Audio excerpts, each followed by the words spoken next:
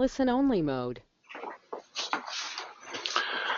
Well, good afternoon or good morning, wherever this finds you. My name's Rob Loane, and I'll be hosting, along with Brent, here a Vantage Point 3 webinar, Barriers to Spiritual Growth. We are grateful as I look through the list of folks that have joined us, that you're with us, and hoping that it's a rich conversation. From time to time, we host these webinars, typically 3 to 4 times a year, with some area of adult discipleship or leadership development at some level. The topic is how, in essence, we are in relationship with a group of y'all who care deeply about growing as well as helping others grow. And the webinars seem to hit those sorts of topics. So we are grateful that you are here with us. And so in a second, I'm going to introduce and let them introduce our panelists, as well as Brent, who's also hosting with me, and he's got his computer here. We are in Sioux Falls, so it's a bit chillier than perhaps some of the other places you guys find yourselves, or it's a bit warmer, as I see some of y'all Canadians that have joined us. So let me cut to the chase here in terms of what we're hoping for from this hour-long conversation, and want to engage you with. Bottom line, as we think through what we're wanting to host and its purposes, is pretty simple. Is one, our goal is to encourage you in your own faith journey. So somewhere along the way, there might be some untangling that this may hit in your own journey. But we're also thinking about those of you that are seeking to provide presence or perspective and guidance to others on the journey. So you're walking with others, you're singing across the table from them, or you're taking a walk with them, or you're teaching, or some of you are preaching, and you're seeing the people in your congregation or in your classroom, and frankly, you are very aware of the ways in which the Christian life can be a bit of a struggle. As Luther would say, that faith is the struggle instead of trying to get around it. It is the struggle, and that there's opposition along the way. So our conviction here at Vantage Point 3 is the local church can be a place of deep growth along the whole span of our development from birth to grave. But it is not it's not necessarily a pleasant path to well-being. That there are some stops and starts, 3 steps forward, 2 steps back types of experience where there is significant opposition and struggle. And so our hope, I think a Hebrews 12 passage, and at the end of the webinar we'll return to that, is kind of lingering in the background so that you will not grow weary and lose heart. I think it was perhaps, almost 20 years ago now, that I stumbled across this quote from a book Eugene Peterson writes called Leap Over a Wall. It's earthy spirituality for everyday Christians. It's Walking with David. And there was a chapter on friendship that I think is worth the price of the book, as he talks about Jonathan and David's relationship. And this quote popped out to me many years ago. And let me read it for you just as we begin. I think it's capturing some of the heart here for our time. It's not unusual for any of us to begin something quite good, but it is unusual to continue and persevere. The difficulties aren't for the most part external, but internal, finding the energy and vision to keep the effort going.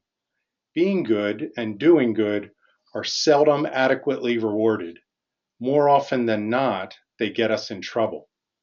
The world, the flesh, and the devil are in fierce opposition to the Christian way and wreck many lives that start off beautifully.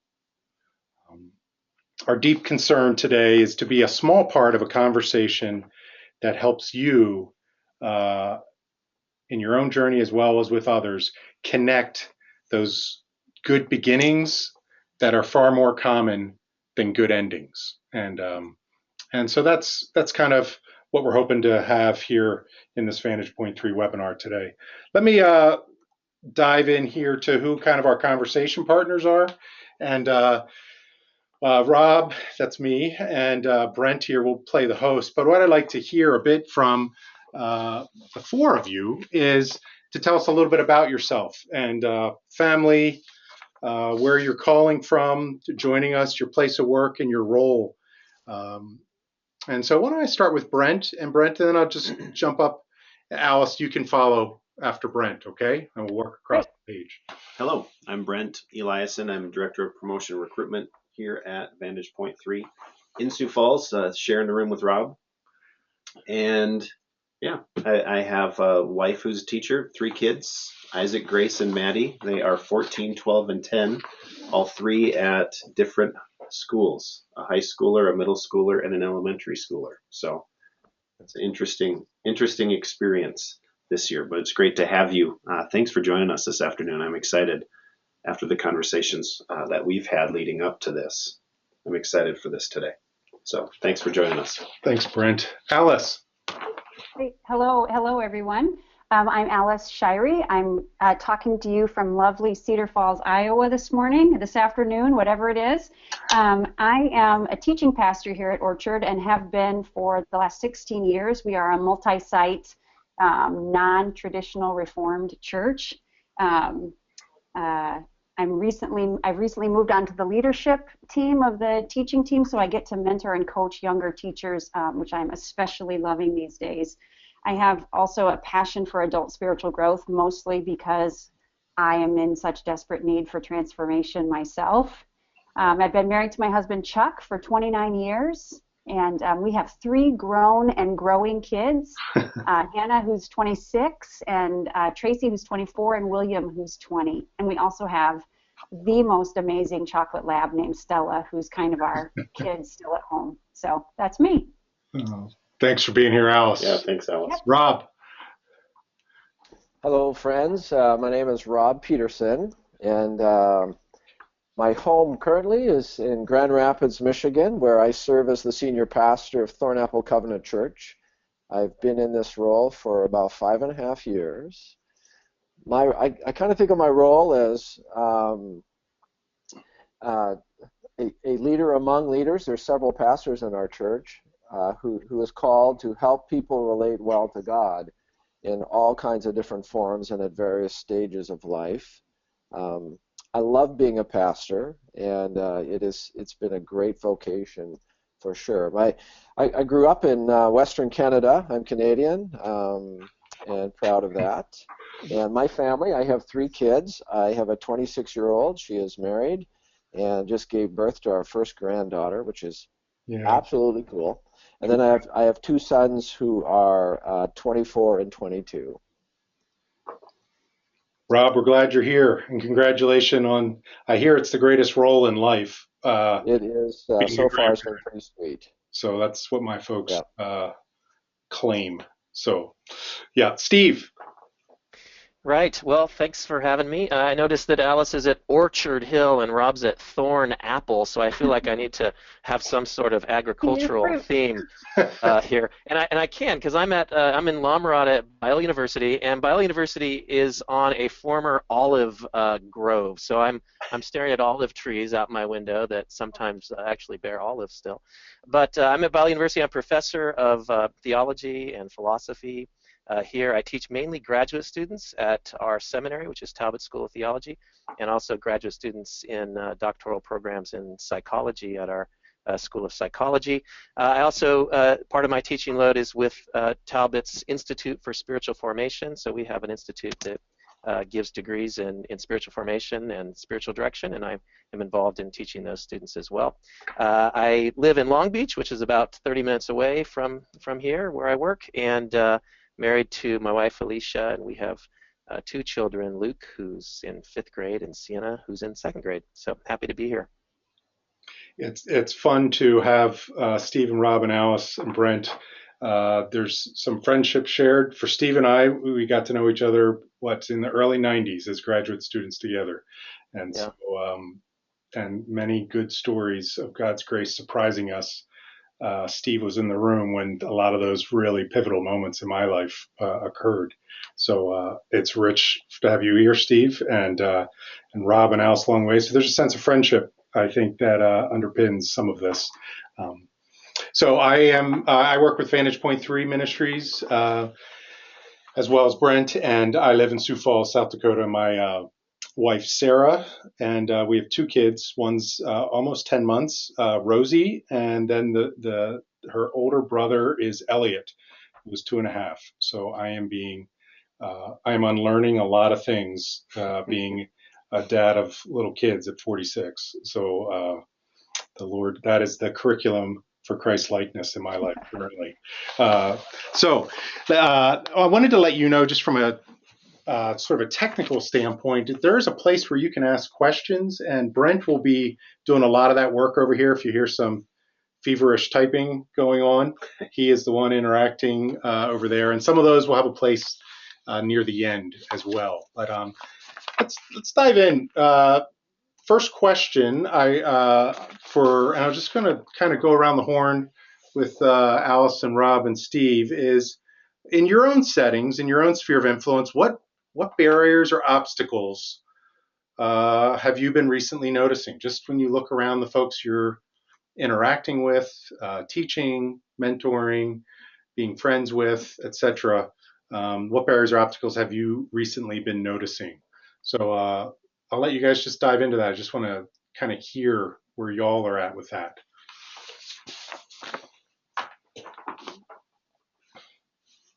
I'll just go ahead then. Yeah, I'll just go ahead, and I won't take all the answers. So just the first few off the top of my head. I especially see, we're a large church. I especially see busyness used as a both justifiable and unfixable excuse for spiritual stuckness. I see habits that bring death, not life, into people's lives, and a feeling that those habits control them and they don't have any power over them.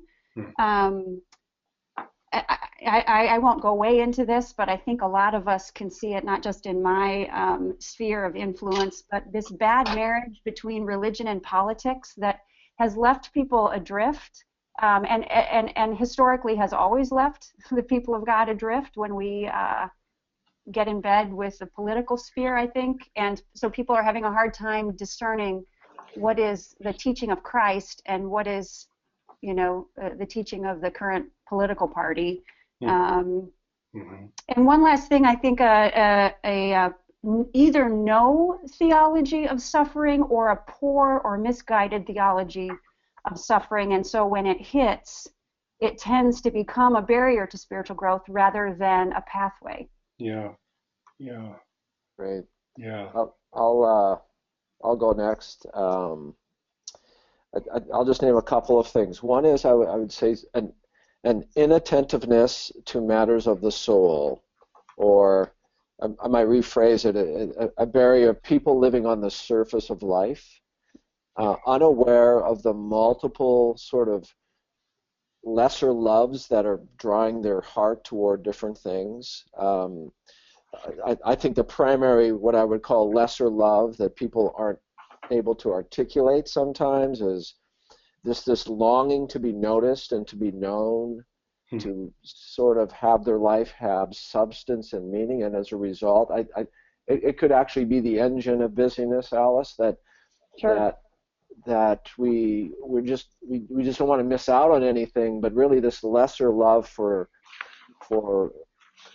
importance really keeps us from really knowing the love, or the greatest love, and that is God's love. So the barrier is sort of living unaware that there is a false self, that there are disordered desires in our heart, and we keep moving toward all these different kinds of loves, afraid that God's love and God's presence won't be enough. But all that is below the surface. So if people aren't attentive to this deeper stuff going on, I think it's a barrier to spiritual growth. Because in my mind, spiritual growth is unearthing that deep motive, desire of our hearts over time and moving our attachments to God. So then the second thing is sort of a belief in the the possibility of rapid spiritual transformation. It's just not possible. So, becoming saints, fully alive to God, to others in the world, happens so slowly that it's almost as if it's not happening. And so I think I get impatient as one who follows along beside others. I think this ought to be happening faster, but it just doesn't. So I think it's a barrier that we have to face, that it's slow work. So there's a couple things. Yeah. Thanks, Rob. Yeah. Steve, what would you add to that? Yeah. I see the things that Alice and Rob mentioned, and another one comes to mind that maybe sometimes compounds those the other things that have been mentioned. But it's the overwhelmedness of life. Folks who are just overwhelmed with oftentimes legitimate crisis, whether it's physical crisis or mental health crisis or relational distress, but life is overwhelming. It knocks them off their feet. It floods their lives with things to do and things to respond to. Being overwhelmed is a kind of distraction. It's kind of like busyness, but there really is something that to be focused on. I think the problem is when we become overwhelmed with a crisis, we don't do the good things that we know we need to do. Oftentimes, our eating habits and our exercise habits and our spiritual practices go by the wayside. And so I'm seeing a lot of folks. Again, it could be aging parents, or their own marriage is in crisis, or their children are going through some sort of difficult season, or a multiplicity of things in their own lives and in others' lives, and they're just overwhelmed. They're just trying to survive. And again, some of that, like the busyness and other kinds of distractions, they use that to justify, I just don't have time right now. I just need to get over this problem, and then I can kind of get back on track. But it can become an addiction in its own right, where you just go from one crisis to the next, and you never get back on track. So that's one that I've been noticing recently in a lot of folks that I'm walking alongside. Yeah, that word overwhelm, where I was talking to a friend a couple weeks ago, and I asked him what he'd been noticing in his just sphere of influence, and his response to that was just he is amazed at how the intensity of people's lives, that it is just, and how it gets played out. It's a combination of a lot of things that got shared. That often we interact with one another, underestimating all that is actually going on internally, that it's the externals that are even so intense. And it is just to be alive in North America today, there is a significant intensity. So, Rob, just to add a word to that, there's a passage that comes to mind in John 16 where Jesus is going through his kind of final instructions to his disciples before he goes to the cross, and he says, "I still have many things to say to you, but you cannot bear them now." And this sense of realizing that, I can't bear it. My life is so full of other things. And really, in that sense, Jesus is kind of realizing he has more to offer them. He has more insight, more guidance, but they can't take it, and so he stops. And I think overwhelmedness and intensity, it fills our life with so much that we can't listen to Jesus. We're just too, we can't bear what the Spirit is actually trying to do. Yeah, that's a great verse, sort of. Go ahead, Alice. Rob, can I just say, I don't want to spend much time on it, but I think underneath a lot of that too is fear. A deep fear that if we slow down or stop or cease being so intense, we're gonna lose, or we're gonna fail, or we're gonna miss something. And it's amazing to me that in this world where people are really in situations where they need to feel fear, that we hear very often in our particularly safe situations, can still feel so much fear that it just drives us to live in a way that is out of control almost. So I just wanted to add that fear, I think, is a huge issue. Yeah, thanks for sharing that, Alice. Let me before we get to maybe some of the address some of these barriers, let me ask you a question. I'm curious. This is a unique sort of way that you would embody some things here. Do you have a mindset or conviction that grounds you in a unique way you look at things as you walk with others? Let me give you a couple examples what I mean by this. I work with a woman, and for her, I asked her this question, and she said, it's just a deep belief that people change, that change does occur, that as I listen to folks, as I minister to them, that this change is possible and it happens in people's lives. And she goes, I don't know, optimism or hope is sort of the word, that it's just kind of unique to who she is. For me, I think of an experience when I worked at Biola out there where Steve is as a resident director in the late 90s. And I did a lot of listening to people, to particularly juniors and seniors in college. And one of the things after just sort of this practice ministry of listening, I began to notice some things going on internally in me. And one of the things was this: after listening to a college student for about, I don't know, half an hour to 45 minutes, I would quickly come to some conclusions about what they needed in life. And I didn't always share them, but I think figured them out is a little overstated, but it's in that direction. And I would quickly recognize that. Now, if I had the opportunity to listen to them, be in relationship with them for another, I don't know, 8 to 20 or more hours and beyond, I quickly realized that all my conclusions were kind of off, that I didn't have a clue what they really needed. And it was at that point, because it was far more complicated, that I began to really listen to them.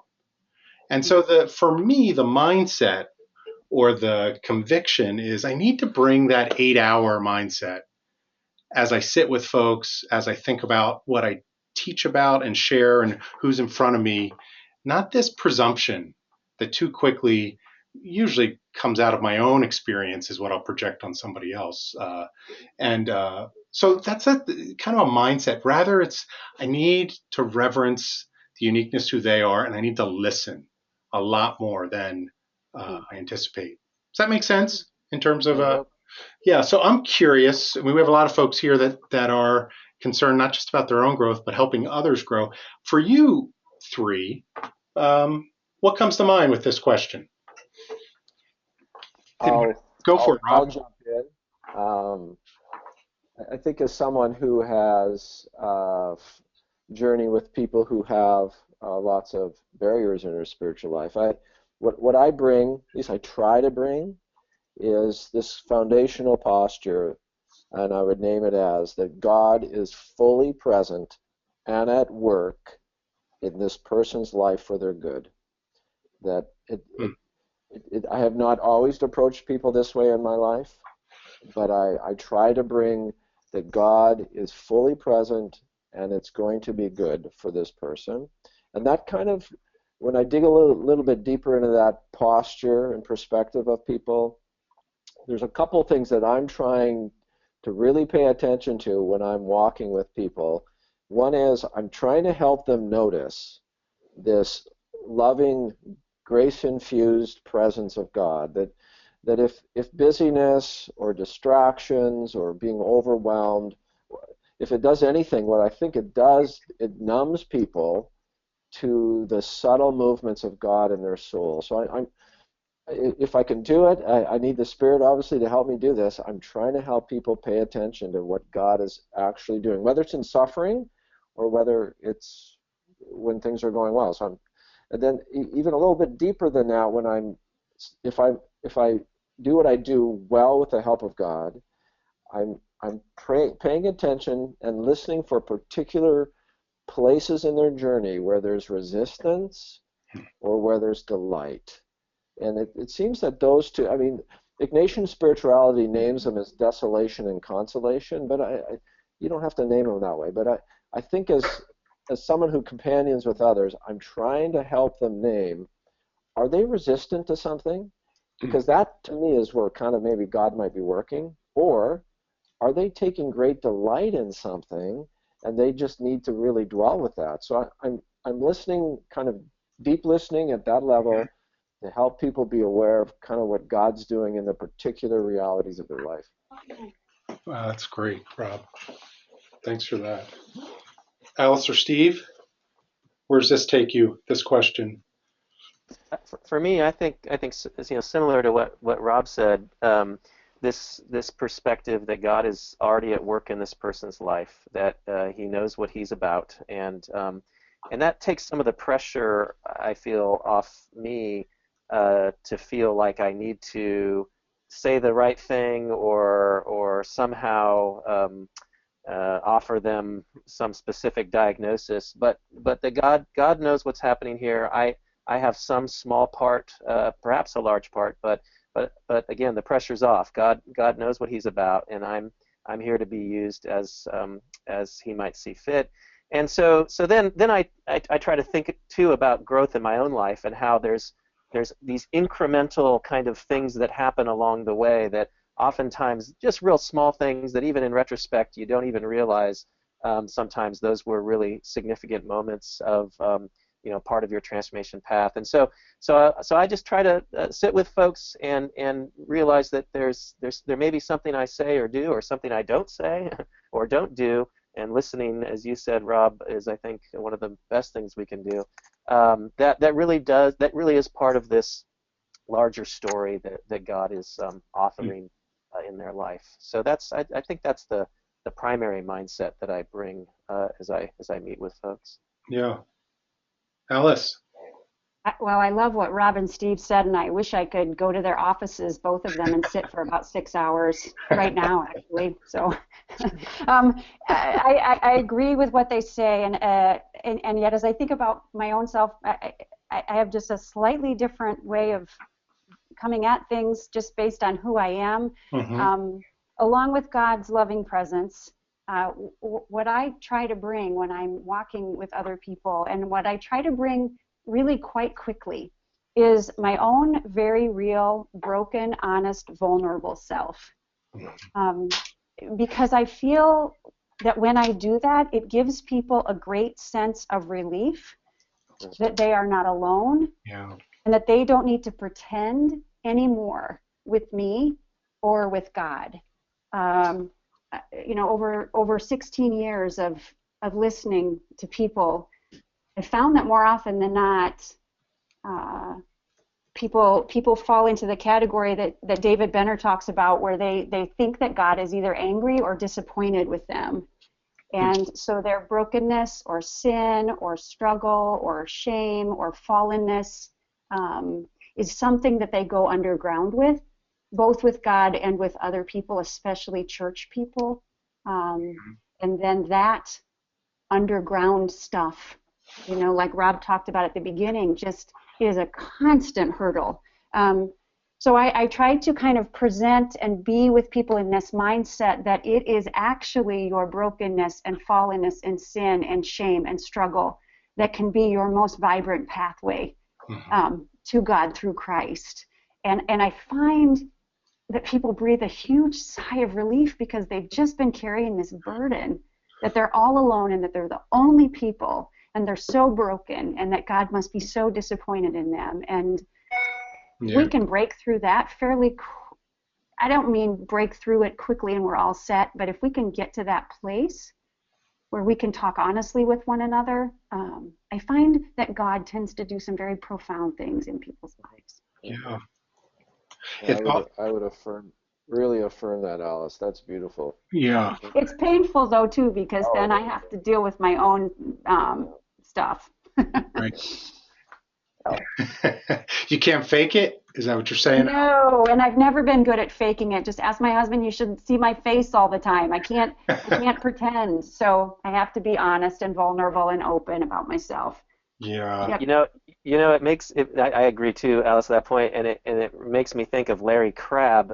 Rob and I, way back when, put on some conferences. Rob Loane and I put on some conferences, and we had Larry Crabb come and speak. And I realized after hearing Larry Crabb speak, I don't know, half a dozen or so times, that really all he did, and I don't mean to devalue this at all, I think it's incredibly valuable and beautiful, is he just shared his own brokenness. He would just share where he was at and what he was struggling with in a very honest, real, articulate way. And people just soaked it up in the exact way that you described, Alice. Yeah. They just found it so life-giving and freeing to hear someone admit how hard life is and how confusing it can be and how broken and how often they fail. And so, yeah, it's something we run from. I know I run from it, but we have to keep coming back to it and bringing others back to it as well. I know when someone first did that in my life, it felt like, and in terms of, well, when the Spirit did, it felt a bit like being let in on the joke. Life. It wasn't without hope, because at first it seemed so counterintuitive. Embrace the brokenness, your woundedness, whatever, to borrow Allen's terms. But I remember feeling like somehow the Spirit of God began to communicate, Rob, it's far worse than you have any idea what's going on in your story. But at the same exact sort of moment, there was this, but I am far greater than you have any idea. Yeah. And it's something, learning to trust that. So ever since that moment, that being let in on the joke is kind of the code.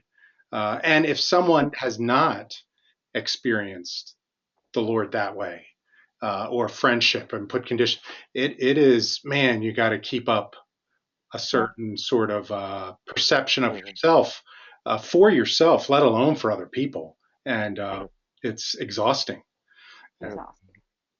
Why don't we dive into some of these? I know for the folks of you that registered in the first, week or so, I sent an email to you asking for some vignettes or snapshots of real people that you're walking with, who are in friendship with, whether it's family or congregation, people you're teaching, whatever, and just the barriers, the frustrations, the obstacles they're experiencing. And man, we had the opportunity to read through 35 of your responses, and I sort of put these into categories, that some are tight categories and others are pretty broad. Just the FYI, there could be some broad differences in terms of some of the themes that we want to talk about here.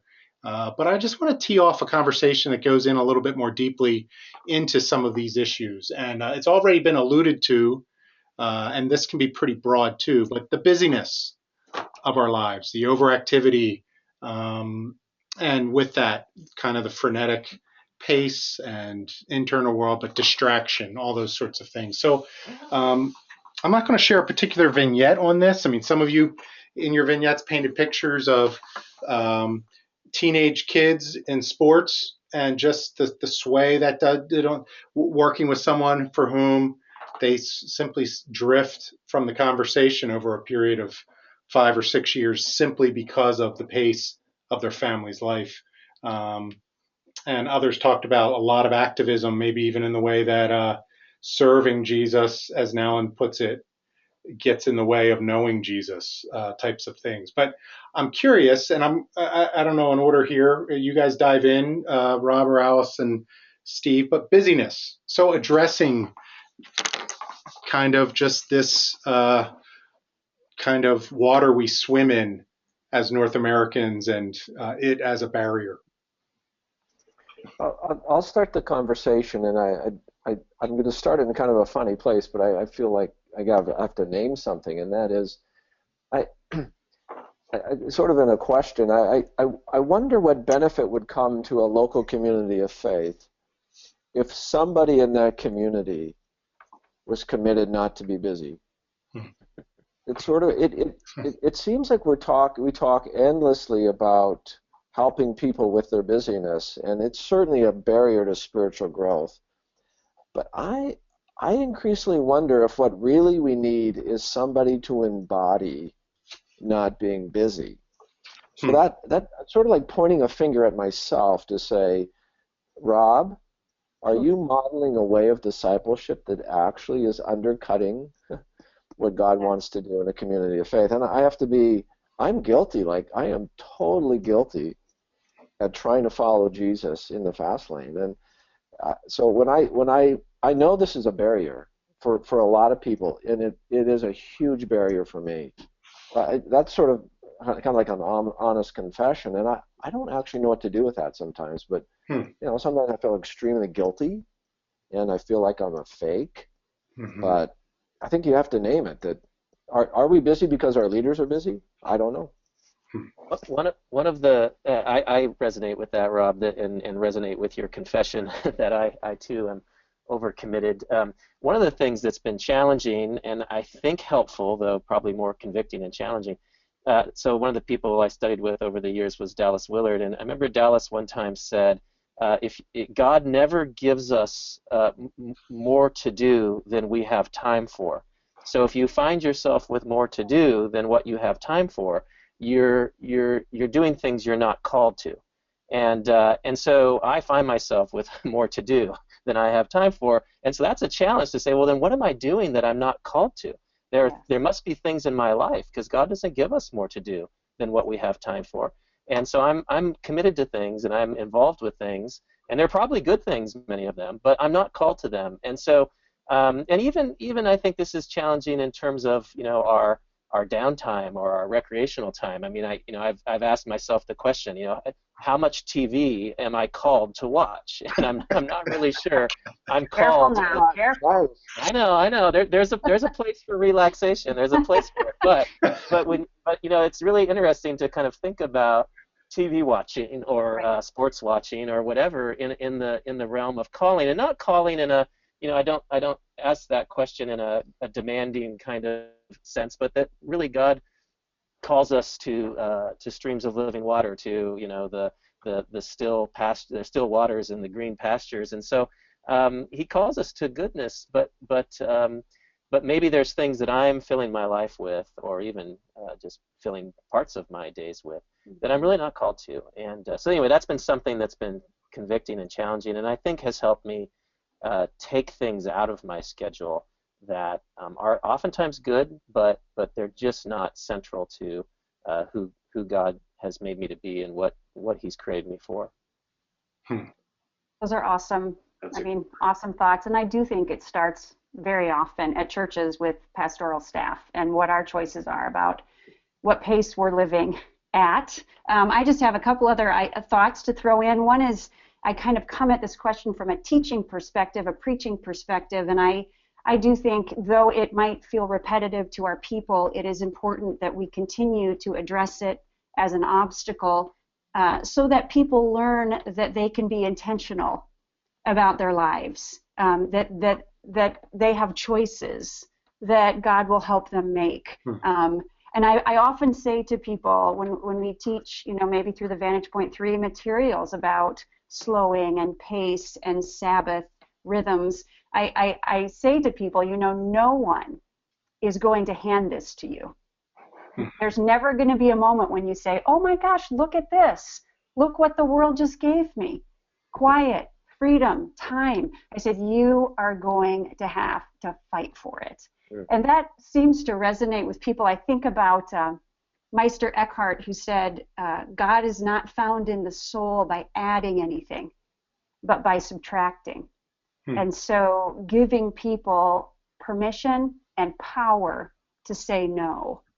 And the one last thing, I remember talking about busyness in one of our Vantage Point 3 classes, and people looked so helpless and so hopeless. That's right. Against it. And I remember I had just been reading Brian McLaren's book, Finding Our Way Again, where he talks about, instead of just continually yelling at people to cut things out of their life and develop a different pace, to talk to people about refaithing their daily lives. And so instead of seeing driving or grocery shopping or caring for children or work or sitting on the bleachers as barriers, right? Like as soon as those things are done, then I'll have time for God. Teaching people again how to refaith their daily activities, to find God in the midst rather than deciding that God lives somewhere else other than our ordinary days and trying to find Him in some other realm. When I spoke that to them, you could almost see hope coming back to their faces. So I would love to explore that some more with people as I sit with them. And I I think that's great, Allison. So I would add another dimension to sort of exploring busyness. Would be, is it possible that this is avoidance behavior? In other words, the why are we busy sort of thing. So through the art of questions of people who come to us and they're overwhelmed, as Steve said earlier, by either external or internal realities. I just wonder if we begin to see busyness. I think Eugene Peterson says that busyness is like the sin of our culture. Yes. Yeah. And to explore, okay, what are we avoiding by filling our lives, every opening in our margin, we just pack it full of stuff. And sometimes the question, for example, what are you gaining by being so busy? Or why are you choosing to be so busy? Which is kind of getting at, Alice, we have freedom to not choose busyness, but nobody actually asked us. You can choose something else, you know. So I think asking questions about busyness and not assuming that it's okay.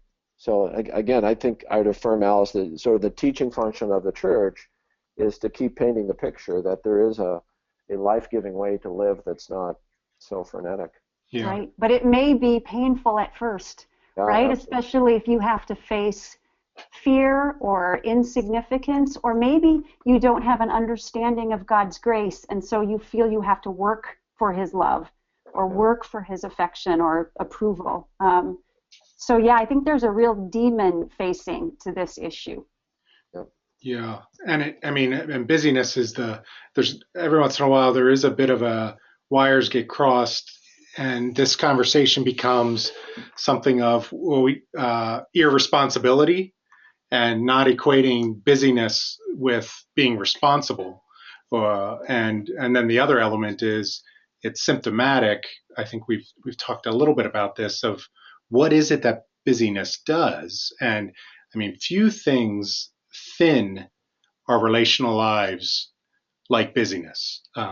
We just, if we're at all interested in having deeper relationships with one another or with the Lord, the best strategy for that not to happen is year after year, decade after decade of unchecked busyness, unreflective, uncritical. But developmentally, there's going to be seasons that are busier than others. So it's a tricky conversation, but it is it's the distraction that it creates. Right.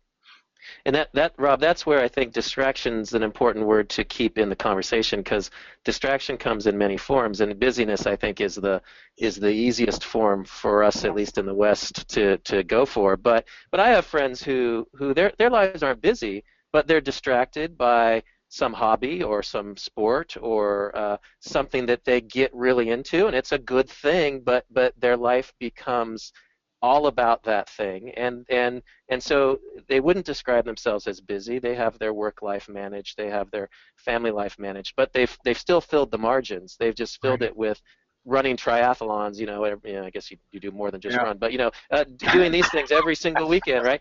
And you get patted on the back about it, and it looks good and it feels good, and it is good to some degree, but it can easily become a form of distraction. It can easily take on an idolatrous kind of role in our lives.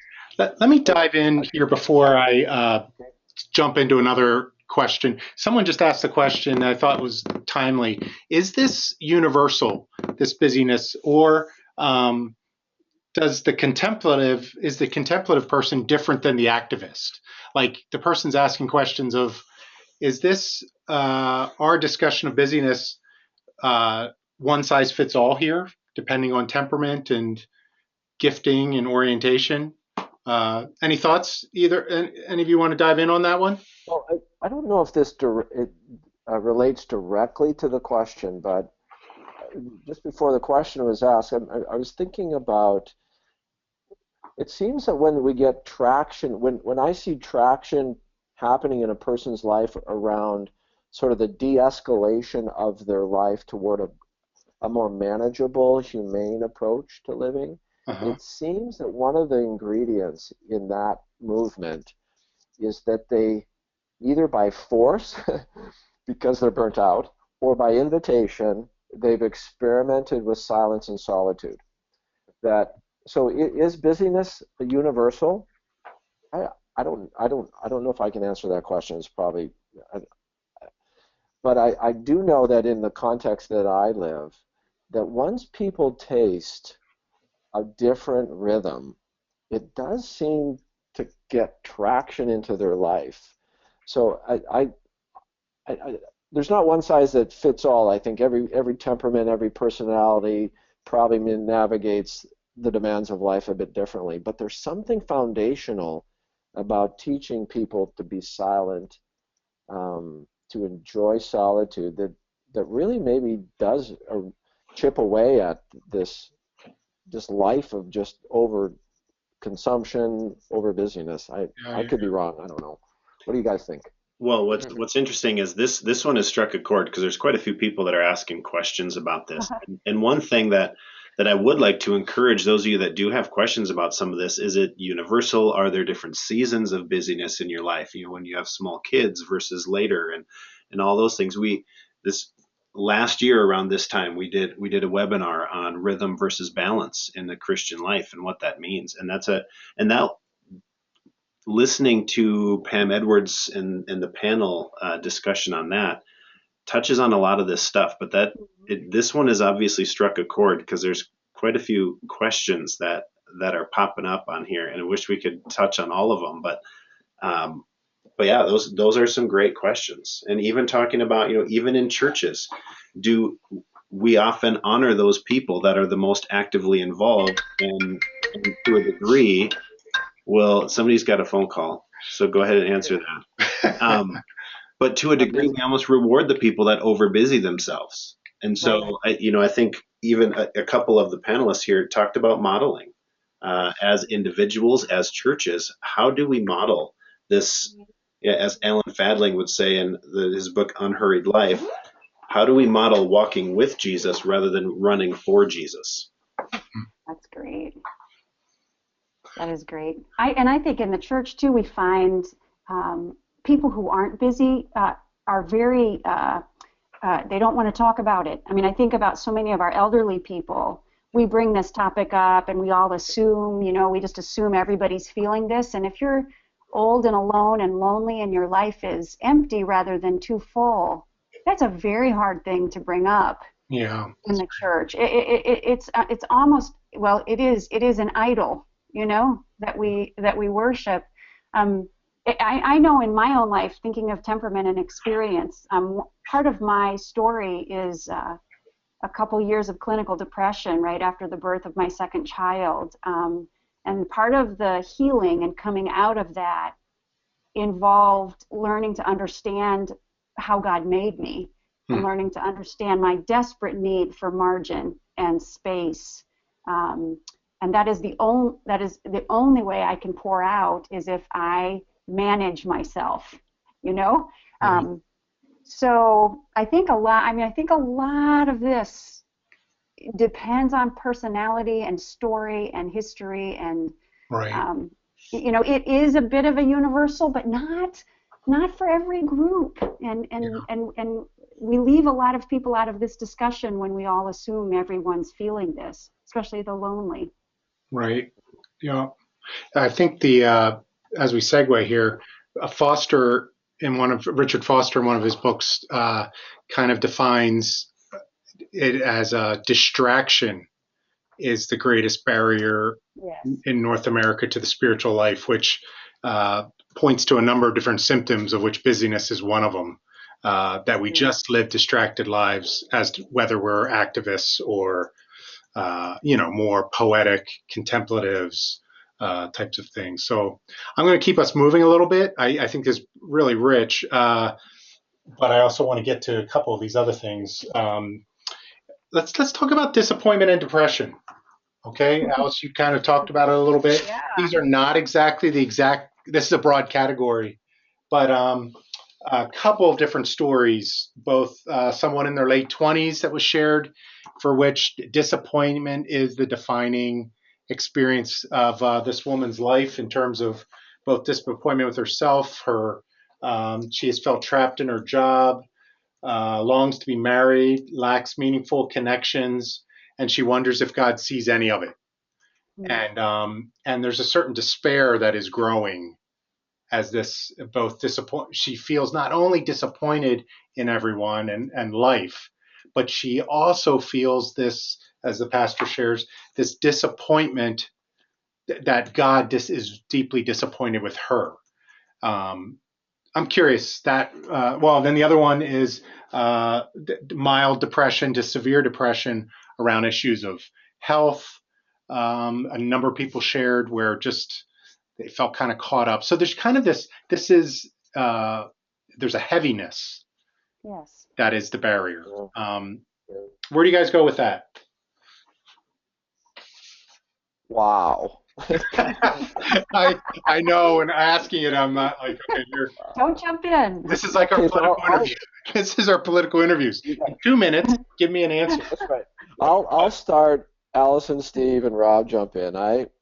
First of all, it's always an honor when people kind of open up the depth of their soul to another companion. So this person obviously wrote in, trusting Vantage Point in some way to say, hey, look, this is the reality of my life. Profound disappointment, borderline on depression. There is no simple answer other than the gift that we could give as a faith community to sit with this person somehow.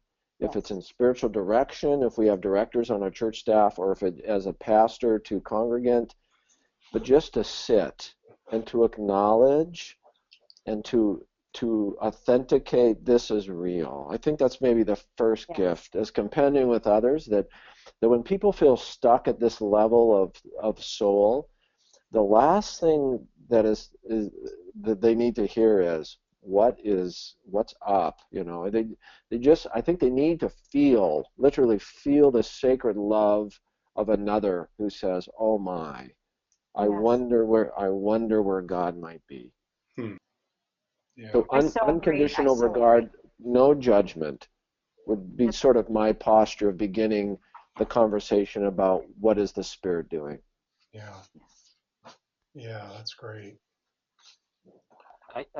When I hear these kind of stories, I think, when it comes to spiritual formation, spiritual growth, there's only so much we can do at a large group level. And when I see a lot of the Christian educational environments I'm involved in, there's a lot of large group education that's available, but it's the kind of particularization that Rob's talking about, where this person really needs to be seen and known and understood and loved in the midst of where she finds herself by one or preferably a group of others. And that's just very difficult in a lot of our Christian settings, to find enough people who have it to give to come alongside people who are really struggling like this. And so I agree with Rob. We need to.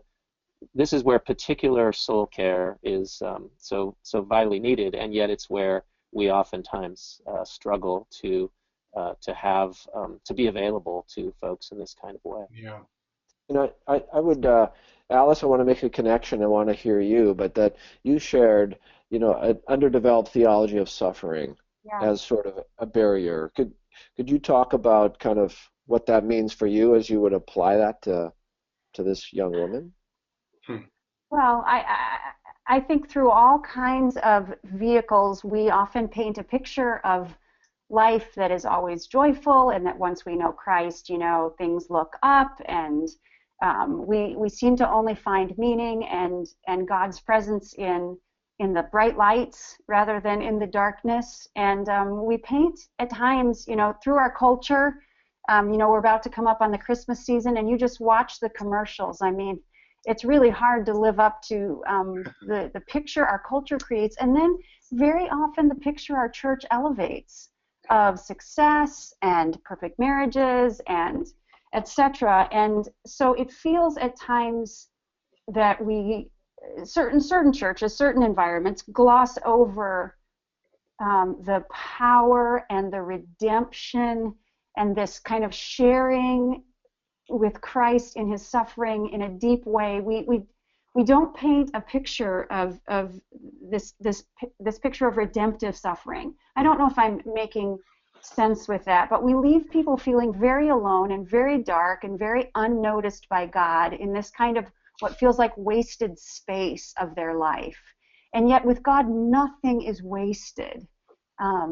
So I don't know, I've been reading through Timothy Keller's book, Walking with God in Pain and Suffering, not only for myself but for other people. And I've just been struck again by the richness of Orthodox Christian theology around suffering.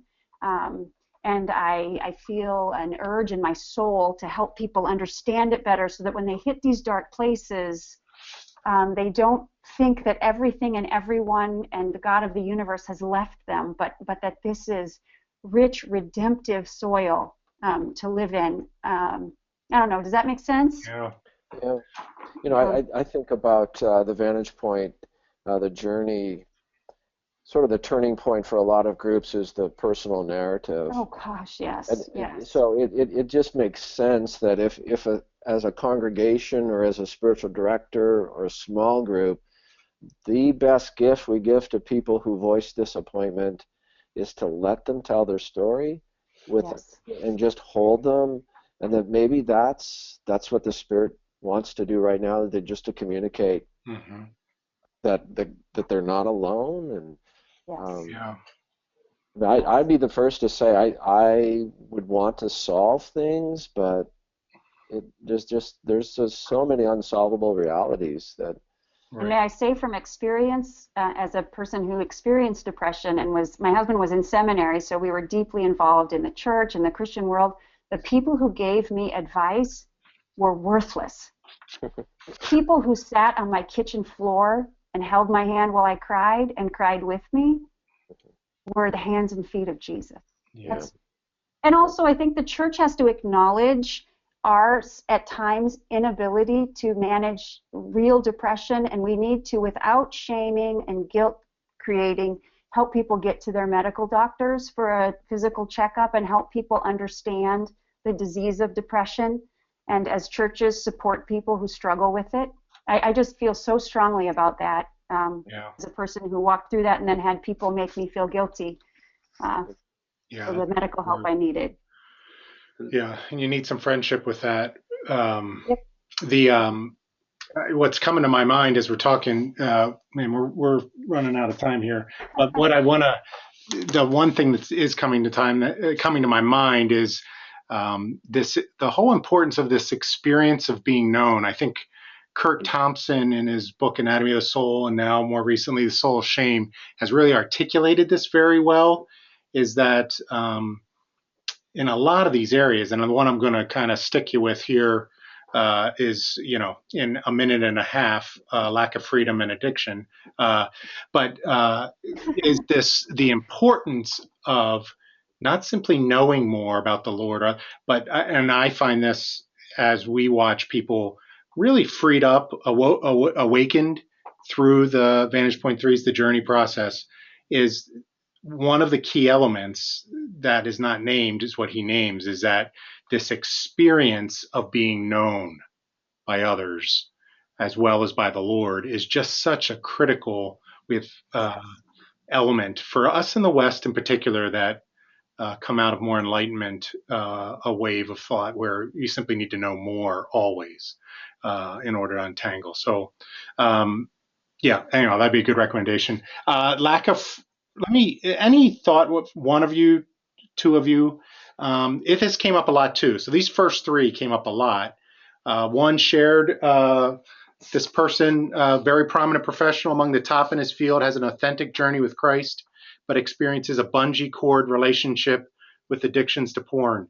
This individual longs for greater freedom in walking out their relationship with Christ. I could fill in the bungee cord relationship with. I had two other stories of alcohol, also one of drugs. But I'm curious, where would your initial thoughts with this one before we kind of call it a webinar? I could say something really quick, Rob, and it just to put an exclamation point behind what you just said about being known is, I think most of the time when people are dealing with addictions, and of course that's a challenging concept to define, but we're living relationally impoverished lives to one degree or another, and so the addiction is finding its fuel in impoverished lives, impoverished living, and oftentimes that's primarily due to relational impoverishment. And so again, being known becomes essential to walking through an addictive recovery. Yeah. Yeah, and I'd add, I absolutely, Steve, that if you think about addiction as sort of what is it actually doing? It's managing the pain of maybe profound loneliness or isolation, and in all of its forms. And I think too, as someone who walks alongside others, I really need to be willing to say I'm addicted too. Yeah. That maybe we're all sort of some writer said that the deep addiction below all addictions is control, and but companioning with others, it certainly is a great place to start if we're thinking about helping people through the barrier of addiction. Community is critical. And my only last thing that I'll add is I believe in the freedom that can come when we move through our addictions, but can we also be churches who convince people to stay with us even if they never break free? Yeah. Can we be safe places for people who are addicts and in this side of heaven they cannot break free? Yeah. I would love to be that church where we didn't expect everybody to have the perfect story. Yeah, that's great. A quick interesting thought. Our pastor a couple weeks ago asked the question of, would it be enough for me if I knew that when I cried, Christ was there crying with me? Yeah. That he feels my pain and he loves me in the midst of my pain. And I think that touches on a lot of these. That just came to mind and thought maybe that's helpful to somebody out there. But that was a powerful thing for me. Is that enough to know that when I'm crying, that Christ is there crying with me? Yes, like my friend on my kitchen floor. Absolutely. Yeah. Well, man, Alice, Rob, and Steve, thank you for your time. It flew an hour. The bigger topics we also had were personal suffering and then apathy, and then some other ideas. But I think this was a helpful, hopefully some helpful words the Spirit wove together from this table. They crosses a few miles from one another. We at Vantage Point 3 are just grateful for you spending your time to join with us. And as you exit, there are a couple things. We're going to have a document we'll send out tomorrow. If you want to hear more about some recommended resources from our panelists, as well as here at Vantage Point 3, we'd love to send you. It's a one-page sort of document just saying these things have been really helpful, reading resources, etc., in our journey. We at Vantage Point 3 we are committed to addressing these sorts of barriers, and we do it in a number of ways through our processes, in particular 6 to 8 month processes that begins with the journey. But we are really committed to walking alongside both individuals and communities who are looking for ways to grow, as well as help others grow in their context. And so if you'd like to hear more about how we do that, man, mark that as you exit the webinar. We would love to talk more with you about. But can I pray for us? Just as we close, I want to honor everyone's time, but I also want to remind us that the Lord comes before us. Father, thank you for just this space and place that was provided for this hour with this group of folks to listen, to engage. And so, Lord, we recognize that we've not been talking behind your back, but you have been among us across these many miles and kilometers. And so, Lord, be with us. We long to be men and women who live well and help others live well, but give us a deep sense of attention and to what we need to pay attention to and who we need to pay attention to, and a real patience as we seek to discern the many varieties of restlessness in each of our lives, and to find you already at work among us in surprising, surprising ways. So, Lord Jesus, we love you. In Jesus' name, we pray it. Amen. Well, thanks, panelists, for being with us, and for the audience. Yeah, hopefully the conversation will continue this January. We will have this topic here, embracing the God-given dreams of our lives. So, yeah, blessings to you. If you want to engage with us a little more, mark that as you exit from the webinar. Blessings to you all, okay? Have a great week. Steve and Alice and Rob, thanks again. Yes, thanks. Thank you. Thank you. Thanks, Rob. Yes. Have a good rest of your day, wherever this finds you. Take care. Bye-bye.